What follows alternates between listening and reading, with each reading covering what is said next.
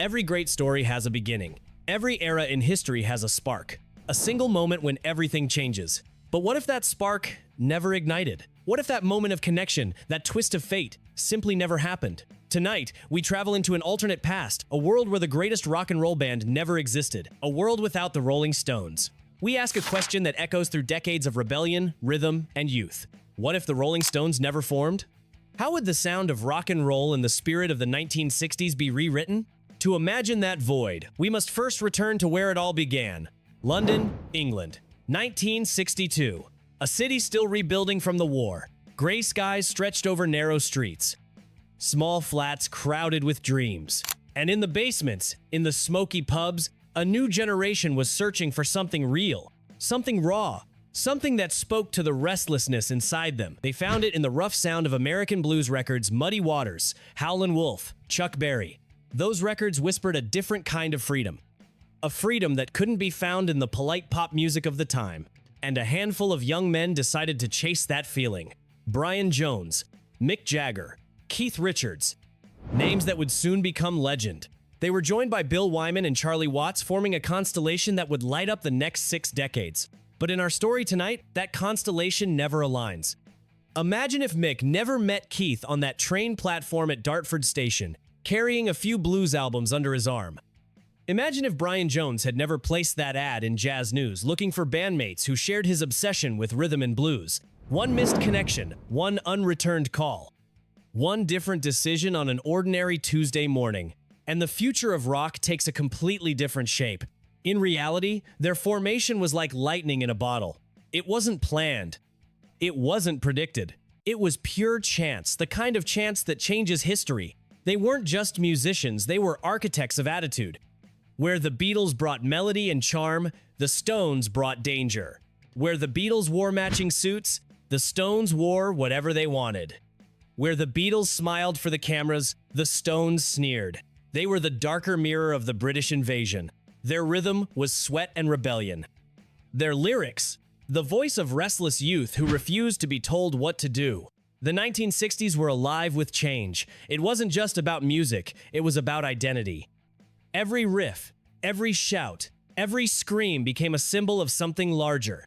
The old world was crumbling, the new world was being born, and rock and roll was the soundtrack to that transformation. To many, the Rolling Stones were not a band, they were a feeling, a sense of being young and free and untouchable, a sense that anything was possible if you were loud enough, bold enough, defiant enough. I remember those days. I remember the first time I saw them. London, 1966. The venue was packed, wall to wall, with young people who had never felt anything like this before. The air was electric. You could feel it on your skin. The crowd was wild. The amplifiers screamed, and for the first time, I felt what it meant to be truly alive. That sound, raw, defiant, unstoppable, defined my youth. It defined a generation. But in this alternate world, that night never happened. The stage is empty. The amplifiers are silent. The crowd never gathers, and the silence stretches on. Without the Rolling Stones, British music would have evolved differently. The blues rock movement, that vital bridge between America and England, might never have crossed the ocean with the same power. The British invasion would lose its teeth. Yes, the Beatles would still charm the world with their melodies and their mop-top haircuts. The Animals would still bring House of the Rising Sun to the masses. The Kinks would still craft their clever, observational songs. But who would bring the grit? Who would bring the swagger, the sin, the soul? Who would remind the world that rock and roll was supposed to be dangerous? Without that contrast, the 1960s would sound cleaner, quieter, safer. And maybe that's the problem. The Stones taught a generation how to be unpolished, how to feel the imperfections, the mistakes, the feedback, and love it. They turned chaos into art. They made rebellion sound like poetry. They proved that you didn't need to be perfect to be powerful. Without them, the soundtrack of the 60s would be half empty, the rebellion would be half-hearted, the youth would be half awake. Consider this no satisfaction, no Paint It Black, no Gimme Shelter, no Sympathy for the Devil, no Jumpin' Jack Flash. These songs weren't just hits, they were statements. They captured fear, lust, joy, and anger in the same breath. They gave voice to feelings that teenagers didn't know they were allowed to have. If the Stones never existed, The language of emotion in rock would have lost its roughest, most honest dialect. The vocabulary of rebellion would be smaller. The grammar of defiance would be weaker. The void wouldn't stop there. The ripples would reach every corner of the decades that followed. Punk, glam rock, hard rock, heavy metal, garage rock, grunge. All these movements borrowed from the Stones' defiance. They learned from Mick's stage presence how to command a crowd, how to be magnetic, how to turn a performance into a ritual. They learned from Keith's riffs how to make 5 notes sound like freedom. They learned from Charlie's drumming how to keep the groove loose but locked in tight. Without them, would the Ramones have found their stance? Would David Bowie have embraced danger the same way? Would Led Zeppelin have leaned so hard into blues and grit? Would Aerosmith have found their swagger? Would Guns N' Roses have discovered their attitude? Maybe not. The cultural DNA of rebellion would be weaker. The very idea of what a rock frontman could be, wild, unpredictable, magnetic, dangerous, might never have existed. The Rolling Stones gave permission. They told us it was okay to be loud, to be messy, to be imperfect. They blurred the line between performance and chaos. They proved that the mistakes, the rough edges, the imperfections, those were the things that made music feel alive. That spirit influenced every artist that came after, from punk to grunge, from garage bands to global icons. From the White Stripes to the Black Keys, the lineage runs straight back to those early days in London when 5 young men decided to play the blues louder, harder, and rawer than anyone else. In this alternate world, that lineage ends before it begins. Imagine a 1970s without swagger, without the torn denim and cigarette smoke, without the Keith Richards riff that makes your heart race, without the Mick Jagger strut that makes you want to move.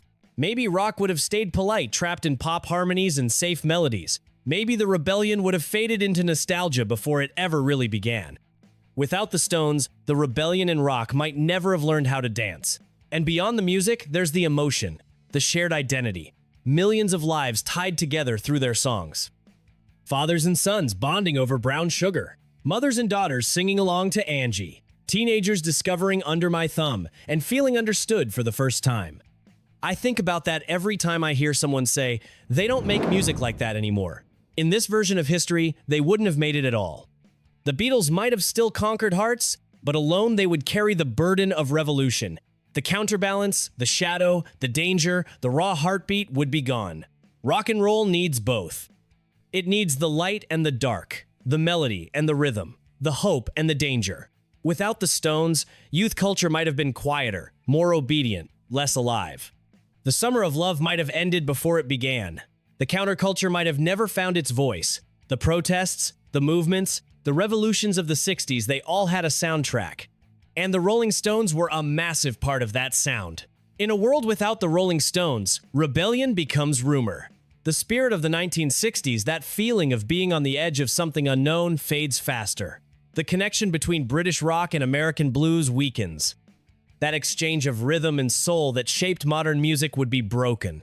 The lost spirit, the sense that something vital has disappeared from music, would have vanished decades earlier. Picture the radio in that world. No gritty riffs cutting through the static. No dangerous lyrics making parents nervous. Just polished pop and safe harmonies. No band to make teenagers feel invincible. No song to soundtrack a first kiss, a wild night, a moment of pure freedom. The fire never catches, the revolution stays asleep, and the world keeps spinning quieter, safer, duller. And yet, this thought reminds us of something important. That music is not just entertainment, it's identity. It shapes who we are, how we remember, how we dream. Every song carries a piece of someone's life. Every lyric becomes a memory. Every riff becomes a heartbeat. If those songs never existed, our memories would sound different too. Our youth would feel different. Our sense of rebellion, of freedom, of possibility, all of it would be diminished. Think about your favorite Stones song. Where were you when you first heard it? A car radio on a summer night? A dance hall with your friends? A dusty vinyl spinning on an old turntable in your bedroom? Now imagine that moment gone erased, the silence where that song used to live. That's the world we're describing. A world where those moments never happened, where those memories were never made, where that feeling was never felt. Rock history without the Rolling Stones isn't just missing a band, it's missing a pulse. Without that rhythm, the melody collapses. Without that danger, rebellion loses its shape. Without that voice, youth loses its sound. We owe more than songs to the Rolling Stones. We owe decades of energy, defiance, and truth. They gave rock its attitude and music its edge. They proved that imperfection was beautiful. They showed us that rebellion was an art form. They taught us that danger and beauty could live in the same song. Without them, the map of modern culture would look unrecognizable. The landscape of rock would be flat and featureless. The spirit of rebellion would be a whisper instead of a roar. So as we end this journey through an impossible past, ask yourself, would you trade the world we know for one without the Rolling Stones? Would the silence be worth it? What would rebellion sound like without its rhythm? What would youth sound like without its anthem? What would freedom feel like without its soundtrack? Think of the music of the 1960s as a great symphony. The Beatles gave us the melody, the bright, hopeful chorus that made us believe anything was possible, but the Rolling Stones gave us the rhythm, the pulse, the heartbeat, the chaos. The dangerous edge that reminded us that freedom comes with a price. And without that rhythm, the whole symphony falls apart. The melody loses its power, the hope loses its edge, the dream loses its danger. Thank you for exploring this alternative history with us. Thank you for imagining the impossible. Thank you for remembering why these songs matter, why this music matters, why the Rolling Stones matter. Let us know in the comments, which moment in rock history do you think would have changed the most? What song would you miss the most? What memory would feel emptiest without their music? We'd love to hear your thoughts. Until next time, keep the rhythm alive.